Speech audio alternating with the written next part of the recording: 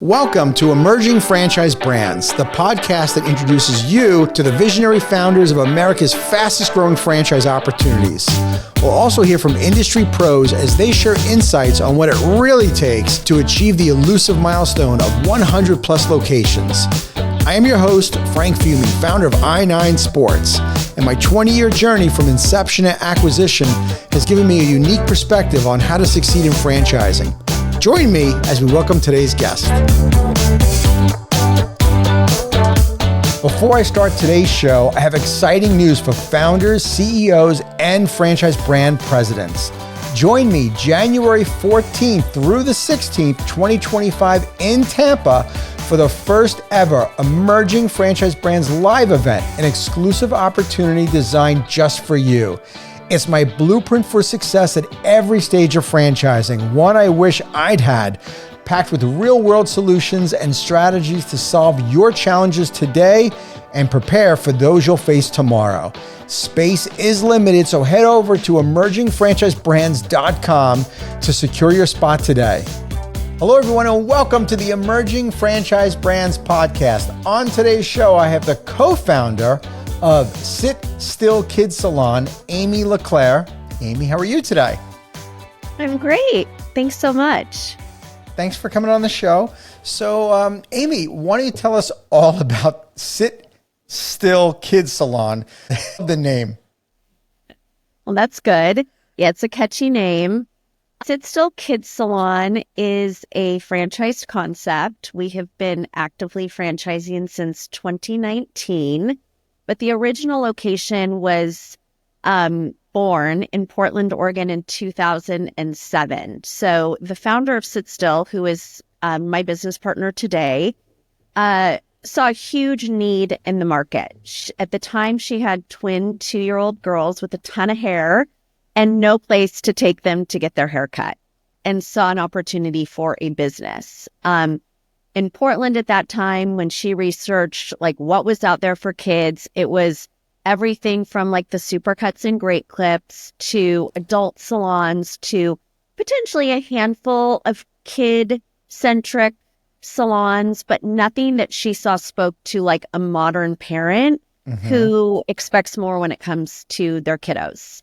So there within, Sit Still was born. And when I had my first son and he needed a haircut, I took him to Sit Still and had a real aha moment. This was back in probably 2014. So she had been open 7 years at that point. I have a background in franchising. So when New and I actually met and she shared with me that she wanted to grow the concept, I said, you met the right person. So as you kind of alluded to this, there's so many other salons out there. What would you say is really the difference maker between Sit Still Kids and all the other salons that are out there that do cater to kids? That do cater to kids? Yeah, there are a handful of national brands that franchise their kids salon concept. What is really the distinction between Sit Still and what else is out there is our brand, which is extremely modern and minimalist, in our client experience, which is as much catered to parents as it is to children. And while we don't cut adult hair, it's not lost on us that it's generally mom who's booking the appointment. So when she sees a brand that's welcoming and cool and refreshing and hears that we serve rosé and cold brew and sparkling water, we really have a competitive edge. You sure do. I'm chuckling because, before we started recording this podcast and I started taking my notes and we were chatting, I was like, oh gosh, we were really in similar businesses together. Correct. Although we were running sports leagues for kids and you in the kids salon business, we both realized that we're really in the family business. That's really what this is all about. And my core values were fun, safe, and convenient programs. And we realized that we had to cater to the moms and dads. For us, 3/4 or so of the parent that registered the kids was mom. And we realized we got to keep mom happy. Yeah, we got to keep mom happy. And I think one of the things that really stands out in Sit Still as a brand and as an experience is really paying special attention to mom and dad too. But that, parents, and you just alluded to this in one of your core values being safety. One of our core values is cleanliness. And I think that sort of speaks to the same value that a parent has, right? So you come in to Sit Still, and we always say, it's so clean, you could eat a Cheerio off the floor. Mom loves that. That feels like, okay, I'm seen, I'm heard. Our competitors, that's not necessarily the case.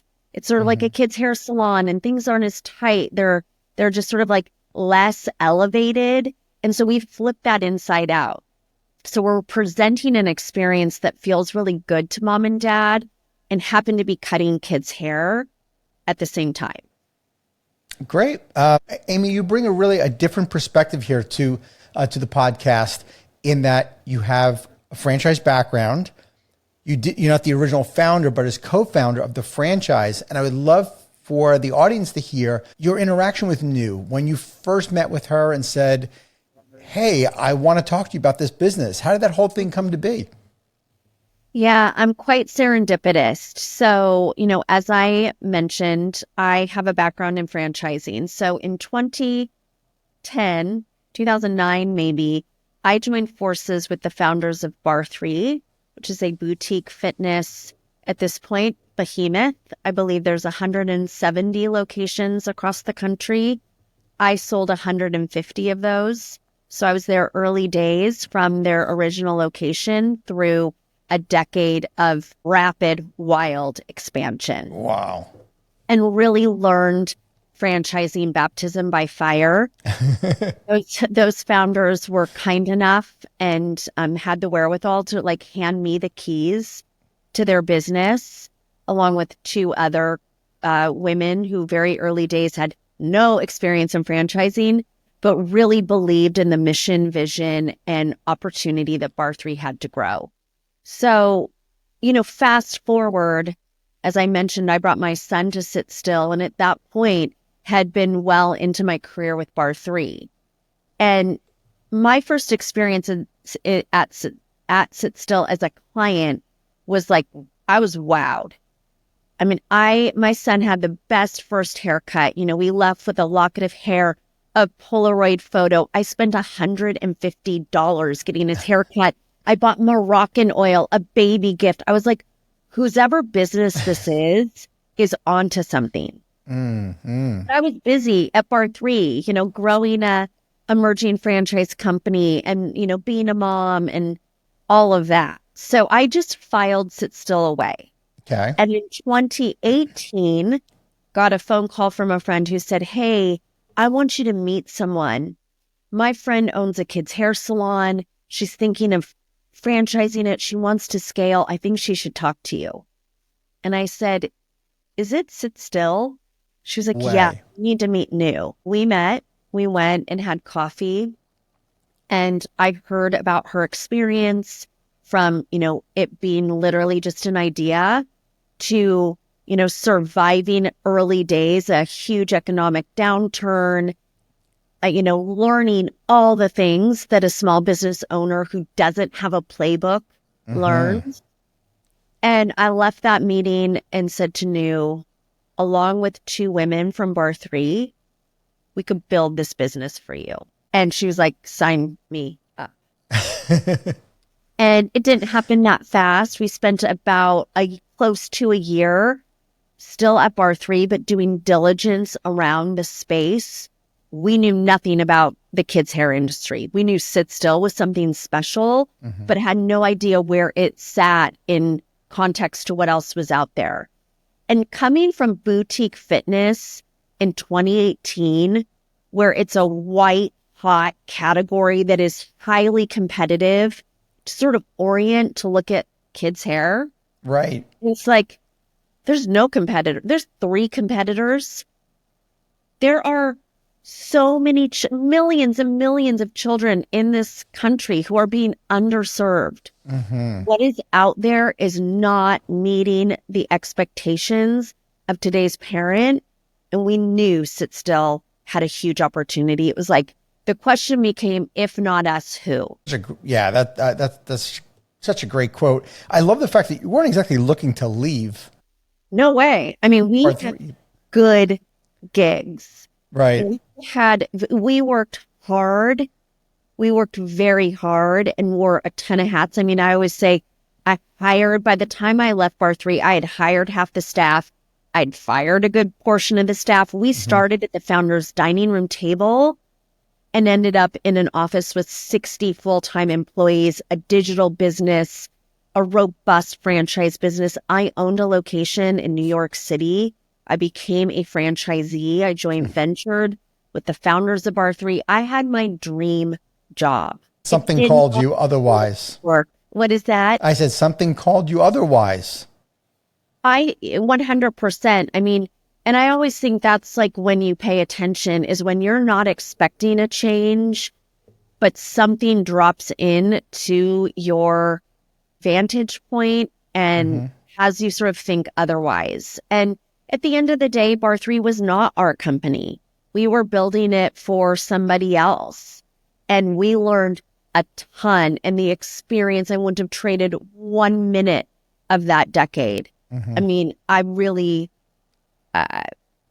it's like I could talk for hours about everything that I learned on my Bar 3 watch. But to be able to put that into practice in a concept that I co-own, is a completely different, you really do look at the business differently when you own it.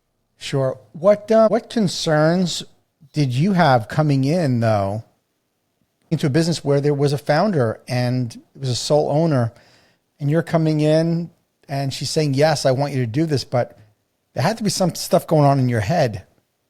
Is this going to really turn out to be the way I want it to be? And is she going to let the reins go? Is she going to really let me empower me? What were some of those things going through your mind? Yeah, I mean, it's interesting to think about that retrospectively because honestly, in the beginning, it felt like a big old honeymoon. It was like we were 4 pieces to a puzzle. We had the founder who had the great idea and proved a concept out and really had gotten her business to the point where she was like, I don't know what else to do. I want to grow. I don't know how to do it. She is extremely humble from that perspective and really was looking for guidance. And so the dynamics at play really lent itself to starting with a real vision and a plan. And she was the first to say, I know nothing about franchising. She had built a very strong brand. That is her value, is sort of the aesthetics of the experience and the brand. And I could just go on and on about how just special what she built is. But then the work became synthesizing her model for scale. So there was a time in which we sort of took what New built and put it through the franchise audit. And the output was then something that we could all say we had ownership in. So it's really evolved out of what New created in 2007, as it should have. I mean, that's a long time ago. And that's not to say it's all been sunshine and roses. We're learning as we go, sort of how we continue to support each other in our respective roles. But we have a very clear vision, which is not about any of us individually, and really about how do we maximize the opportunity right in front of us. Because I can say now, having been actively franchising for 5 years, we've barely scratched the surface. And Sit Still really does evoke oh my gosh, we need this in our backyard yesterday response. It really explains itself. Right. Which feels really good. Boutique fitness was a completely different sell because there was a lot of competition. It sounds like, though, that the reason why this worked so well, besides the fact that you guys had franchise experience, is New being humble, having that humility and willingness to trust you all. And at the same time, you guys, the ladies, were honoring her vision and you guys all believed in her vision. You guys were all rowing in the same direction. Yes. And I think it's the combination of that where you're going to honor her vision like she's got something special, and her willingness and being open-minded to letting people come into her home and basically help raise her child. Yeah, that's exactly right. That's exactly right. And I think for her, the learning curve, which we really learned at Bar 3, which was also a very brand forward concept. It was all about over investing in branding, in visuals, and aesthetics to support an elevated client experience. That's what gets me going. Mm-hmm. I'm attracted to brands that could be a franchise, but don't present like a franchise because there's such energy and a culture and it doesn't feel templated. Right. And that does take more work on the back end in That's every true. aspect of the business. This is not cut and paste. This requires a deeper level of understanding what makes a marketplace tick and how do you match make the right owner with that marketplace to make the vision come to life. Like, I love all that. And sure, what New was able to do was say, here's what makes this brand so special. And then we put that through, like I said, sort of the synthesis of how does this become a franchise and how do you coach operationally on that? Right. And that is what we've really mastered over the past 5 years. And also, you really gave her a great compliment in that I don't think there's any no greater compliment for a founder for somebody to walk into a business and not realize it's a franchise, because it doesn't feel like a copy and paste, right? Of just a typical templated store. And it just, sometimes you can tell when you walk in, like, this is such a franchise. It feels cold. It feels soulless sometimes. Yeah. Right. In some businesses. And it I sounds would like agree. you guys did a great job to be able to keep that energy and feeling that vibe, like, wow, this is something special. Is this a franchise? Yeah. Yeah. That's exactly right. I mean, I'm on the front end of the inquiries and interests that comes in around franchising. And a lot of those inquiries are from clients who are like, I then went back to the website because I was so wowed by the experience. I wanted to learn more about the company, and I see that you franchise. Wow, I'd that's like to awesome. learn more, which is the best validator. Oh, yeah, for Somebody sure. gets your kid's haircut and then decides they want to open a kid's hair salon. I mean, that's that really says something. Well, with that said, let's go over some of the numbers, Amy. How many franchise locations are open now? We have 24 locations open. And in how many states? We're in 14 states. Wow, okay. And do we have any franchise locations that are coming soon in development? We do. We have 44 sold, not open locations, which is a big number, but points back to our growth strategy, which is multi-unit development, meaning of the 24 that are open, a lot of those owners have their second, third locations coming soon, which is that balance of the 44. We do definitely have some owners in the mix that are in the process of opening their first salon. It's a real kind of mix of existing owners and new owners. Well, there's no greater compliment than that when a franchise owner wants to buy another location. Yeah. Yeah. Yeah. Most of ours do and are in contract to open, 3, if not. We have, we've sold our largest multi-unit development agreement earlier this year in the Midwest to someone who's opening 15 Sit Stills. Oh my. Are you still open to selling a single unit at this moment, or only multi-unit locations? We are, but I would say that's the exception, not the rule, and is pretty marketplace specific. What we have found is that this is a business model that really scales when there are multiple locations within a market, and we would like those multiple locations to be owned by one owner for a multitude of reasons. But you really start to feel the efficiencies of the model once you've got multiple doors open, because as you can imagine, then you potentially are bringing in a general manager. You're able to really find those efficiencies and build the brand in a market. Yeah, one How many, location doesn't do that. when you sell a multi-unit franchise agreement, how many locations ideally are, or what are some of the options that people have to signing up? The default is generally 3 locations. You know, you think about marketplaces, and these are markets that we're in: Phoenix, Scottsdale, Austin, Nashville, Louisville. Those are all based on our demographics, like multi-salon marketplaces. So if an owner comes in and commits to 3, we are then essentially giving them the rights to develop that entire market over time. I would much rather double down with a proven operator than bring somebody new in who we know less about.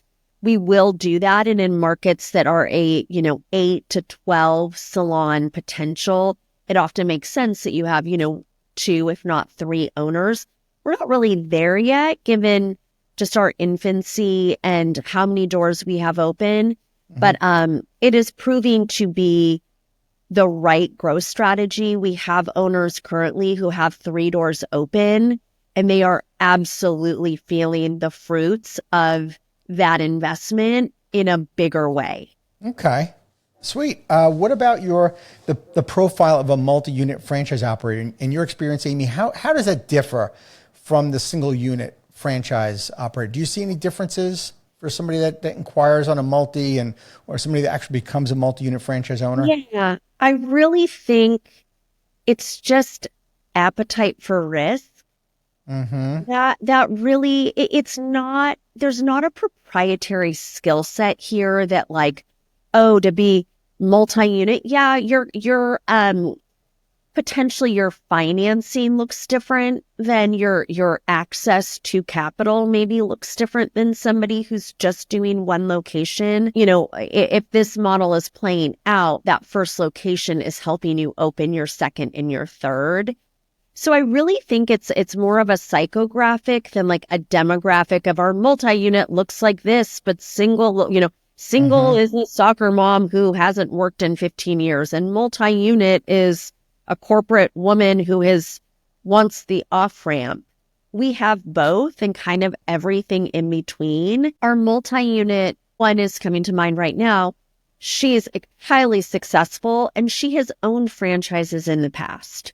So that absolutely plays into somebody's just ability to jump in and sort of know how to operate a franchise business.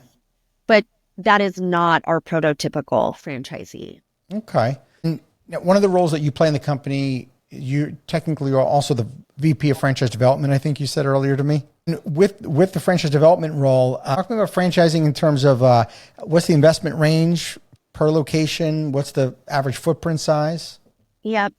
I believe our FDD says our range is 144 to maybe 315. So a bit of a spread there, but I am very comfortable telling somebody in any city, USA, you can get your doors open for one salon for less than $250,000. And that is your franchise fee, and that is toilet paper in your salon on the day you open, and all that is included between those 2 milestones. And that 250 is really reflective of a square footage range anywhere from like at the small end, 850 square feet. High end would be closer to 13 to 1500. That higher end square footage is often reflective of a blueprint or a footprint that includes a party room. So that is part of our business that we are starting to roll out, is actually dedicated square footage to host events and parties. Okay. What kind of party? I mean, obviously everybody doesn't need a haircut at the same time. So how does this party thing work? Yeah. So I'll give you a real life example in Indianapolis, where Taylor Swift has just come through with her Eras tour. We had a whole Eras programming. Little girls were scheduling or booking Taylor Swift inspired parties at our salon, where they were getting glitter tattoos, getting sparkle strands in their hair, having fun snacks. It had nothing to do with getting their hair cut. Their That is parents were brilliant. booking our space as a place to celebrate going to the Taylor Swift concert. So that's an extreme sort of example of how creative we can get to your average birthday party, where it's like, I don't want to have that at my house. I don't want 8 little boys coming and making a mess. I'd much rather have an event where they're going and getting temporary tattoos and getting faux hawks and, having snacks and a great time at Sit Still. I mean, that's brilliant. I love that. What about how did you find your first dozen or so franchise owners? Were they mostly customers? Our first franchisees really were byproducts of our Bar 3 experience. They were people who sort of followed the careers of my partners and I, and saw that we were getting into a space that was actually very relevant to where they were in their own lives.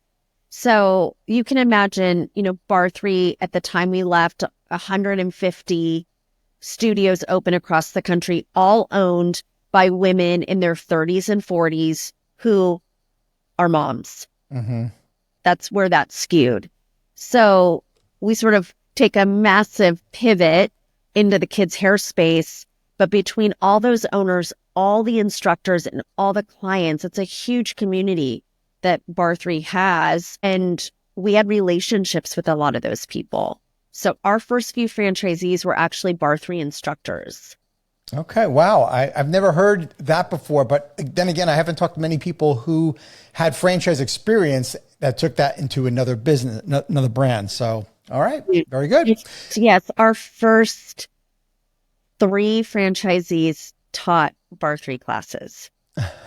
Okay. Look, I have made more mistakes over my career in franchising than I could count. And you've been in franchising a long time, so I'm hoping maybe you could be transparent and share with maybe the audience to help others that are out there. What would be maybe some of a big mistake or challenge you had? Maybe it's Bar 3 or with Sit Still, but maybe a challenge or a mistake that was made and you figured it out. And what did you learn?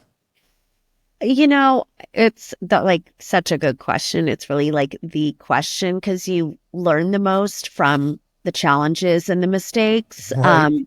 Things that are working, you just kind of don't pay much attention to. Totally. I think one of the things that we really learned at Bar 3 and were diligent and disciplined about not necessarily repeating in the same way at Sit Still was, at Bar 3, it was a very passion-driven culture. I, who oversaw development, I talked to thousands of people who wanted to open Bar 3s. And the spirit of those conversations was really around this enthusiasm for the class and the community and all of the feel-good parts of that brand. There was less focus on the business. I didn't have an item 19 in my Bar 3 FDD for the entire time I sold 150 locations. And it didn't matter because they were just... It wasn't why they wanted to do that. It was about the idea. And I think that there's such beauty in that. That says so much about what is happening at Bar 3. But I think kind of set up for some more challenging conversations with owners who then get into the program and they're open and they're like, oh, wait, this is a business and I need to be paying attention to my costs and how much money I'm making, and just was never presented as such. So, when we got into Sit Still, it was really important that we led with this being a business opportunity as much as this is a fun space and a really cool, revolutionary brand. We want our owners to care about the numbers. And we're not shy about that, and have really kind of doubled down on leading calls that way. And, from my first conversation with a potential franchisee to the conversations that they have with our operations team, really focused on the model. All the feel-good stuff has to be happening in order for there to be profitability. So the two really speak to each other. But I would say that was sort of the biggest lesson, is being disciplined around this being a business and something that we really want our owners to be successful financially doing. I hope that other founders that are watching or listening to this podcast really picked up on it, people that are just getting into franchising, because what you did was a very subtle tweak, but it made all the difference on whether franchise owners are going to be successful or they're going to fail. Yeah. That was a huge subtle tweak, that it was business first, because it's very, in some businesses, mine included, where it was all about passion. Yeah. I ran into a lot of trouble early on with my franchise owners that came on board because they loved sports. Now, as you imagine, Amy, do you think in our office, did we ever talk about home runs and touchdowns and goals? No, not once. We talked about management, marketing, operations, finance, technology. Yeah. Yeah. It's not sexy. No. It's like the things that really matter are not someone's first touch point with your brand. Right. So whether it's hair salon or a fitness center or a sports league, that's just the vehicle that we use to deliver the product or service. That's what our customer sees, but the franchise owner needs to make a priority of actually running the business and, of course, scaling the business. And again, back to kind of the mistake I had made, very similar, in that I was bringing on people that they loved the business and then they couldn't get out of their own way because they thought that they were the business. So, right. Yeah. Yeah. Well, I can only imagine. All right. Well, I have PTSD from some of those conversations early in the early 2000s, but it is a mistake that many of us make. And I just wanted to address that. I hope that emerging founders heard that loud and clear. Are there any trends that you see in the industry on where we're going in the kids space and kids salon that's different than, maybe from where it's been in the past 5 or 10, 15 years? Absolutely. I know this to be true. I have a 9-year-old daughter. The tween market, so this group of children who are not yet teenagers, but aren't kids anymore, aren't little kids anymore, is really exciting for us. And for better or worse, I think social media has really played into kids' access to trends and what's happening in terms of like makeup and hair. And there's a huge opportunity for Sit Still to be a player in that and to do it in a way that, we are in integrity. We're not here to grow up kids faster than they're intended to, but is there a way to sort of honor where they're at and provide services that are relevant to not just getting your hair cut, but maybe, trying some color or sparkle strands or a new styling technique. And we have stylists that are really excited about that demographic. Well, you've certainly turned a hair salon into a total experience. Yes. How do you guys evaluate which are the right markets? It's got to be more than just, hey, are there kids in this area? Yeah. We do use third-party demography tools to just understand sheer volume of children at a certain household income level. We are a premium brand, meaning by design, we cost more than our competitors. And there's a lot of reasons for that, but we then need to be putting these salons in markets where there is, a appetite for spending more than, your average $25 that you'd be spending at one of our competitors. So we look at all of that, the hard data, and are introducing even new software that's helping us get even smarter around real estate selection, et cetera. However, that all said, using all the tools is great. We have to have them to substantiate what it is that we already know. Because I believe if we're franchising to the right people, our franchisee knows exactly where she should be. Because co-tenancy is important. We always say, like, can you kill 3 birds with 1 parking spot? Is there the ice cream shop, the cupcake shop, the toy store, the dry cleaner, the grocery store that is already on our mom's flight path back in early days at Bar 3, when we had no money and no strategy and didn't really know what we were doing, but we were still selling franchises, I would say to my franchisee, is there a Whole Foods in your neighborhood? And if the answer was yes, I would say, okay, yep, then Bar 3 should be there. Put your studio within like a 0.5 mile radius of Whole Foods and you'll probably do okay. Wow. And that actually like got us pretty far because, Right. and I'd throw in Lululemon was another very relevant, important brand that was burgeoning at the same time Bar 3 was. It's like, if there's a Lululemon in a Whole Foods, our client is there. Mm-hmm. And, we really do feel the same way. Whole Foods has grown exponentially since those days that I was saying that at Bar 3, but there are some other brands that we really look to, Bar 3 actually being one of them. If I found my first 3 franchisees from Bar 3, there's like a pretty big crossover in terms of like where we index. Whole Foods, Dry Bar is another hero brand for us, just concepts that we know have spent the time and money and resources to evaluate a market. I like to, in fact, it's the first way I analyze a market is not only looking at sheer numbers, but what other brands have already built businesses there. Sure.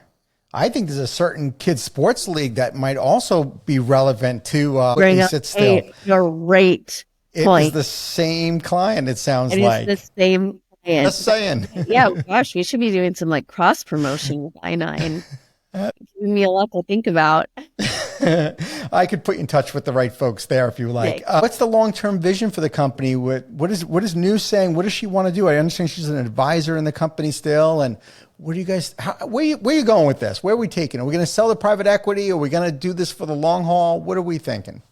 Well, we are truly taking it day by day. We feel so early in the business in terms of what our full potential is, which is, anywhere from at a minimum 250, probably 500 locations when we really optimize this model and grow to every corner of the country. I think it's too early for anybody outside of Sit Still to get involved with Sit Still. That just feels like we still, are fully capable of the 44 that we need to get open. The team I have in place can go do that and will go do that. I think when they're open, and of course we'll continue to sell, doors start to open. In my mind, the biggest opportunity sitting right in front of us that we are looking to pursue is our own private label line of hair care products for children and their families. We heard this early days from an advisor. He said, Sit Still should own bath time. And we believe that to be true. We sell a ton of products that are not our own. Close to 20% of overall revenue at the salon level is retail. So if we can actually be providing our franchisees, our clients, and even outside our own doors, kiddos and their families, shampoo, conditioner, body wash, detangler, pomade, hair dryers, brushes, all the things, then I feel like we've really set out to do something really, really exciting and remarkable with the brand that we've built. Yeah. Wow. Thinking way beyond just the salon, but to own bath time. That's brilliant. Yeah. Well, fingers crossed. Yeah. Amy, if someone was interested in learning more about Sit Still Kids and wanted to open a salon, where would they go? They would go to sitstillkids.com and click on the franchise button and start a conversation with me. All right. That sounds great. Look, I finish every podcast with what I call the franchise tip jar, because I know, as you know, the community in franchising is so generous with sharing. And you've done an amazing job here, by the way. Thank you so much for sharing so much info. I think it's really going to help the folks out there that are starting and just franchising their business. But if someone was interested in franchising their company before they dove in, what would be maybe a piece of advice you'd give them before they dive into franchising? I talk to a lot of entrepreneurs who have concepts that they, think they want to grow. And I think what distinguishes founders who are ready to franchise or just have the right temperament for franchising versus maybe somebody where whether corporately scaling or doing something else is more appropriate is this idea of letting go and empowerment. Because if you are sort of a self-ascribed control freak, franchising is going to be tough because you'll do your best to build your playbook and put everything you know into resources and systems that you go train somebody else on, but it's somebody else. And I think people sort of fall into one or two camps. And yeah, really like asking yourself that, could I see handing the reins over to others to make my vision their vision and sort of like creating that alignment with what may end up being hundreds of people? Or is this just too precious to me? And I think I would struggle with seeing somebody else falter with my baby because they will falter. Right. They will falter. That's just part of business. Yeah. Amy, I'm not sure why it took about 140 podcast episodes before somebody gave that piece of advice. And that absolutely ranks up there as probably my top 3 that I've ever heard anybody on the show say. And that in itself is why so many franchisors have a problem once they hit the wall. You know, we always talk about 400 franchises starting and 400 exiting, and they leave for different reasons. Of course, execution is part of it, but it's the mindset. It's the temperament of that founder that franchises. Often the chokehold of the business that gets in the way. And that was absolutely spot on. Oh, well, it is the truth. And I really do encourage people to think about that. And you don't know, you've not been in that position. You might think, oh no, I'm chill. I'm okay. But really to think about it, because there's other ways to grow your business. Yes. You know, if you're a micromanager, franchising is going to be tough. Yeah. Yeah. I've always told people I'm not like just pro franchising for the point of it. When I talk to somebody, I really ask them about their business in detail. And I always start out by saying, franchising is not for everybody. You can grow your business without going that way. Because I think people expect I'm going to say, oh, you have to franchise. That is totally not me. And what you said right there in itself, I see why so many people have gotten themselves in trouble. And it does start with asking themselves that question. Yeah. Yeah. Well, Amy, this is amazing. Thank you so much for being on the show today. I appreciate it. And thank you for having me. I wish you continued success. Thank you so much.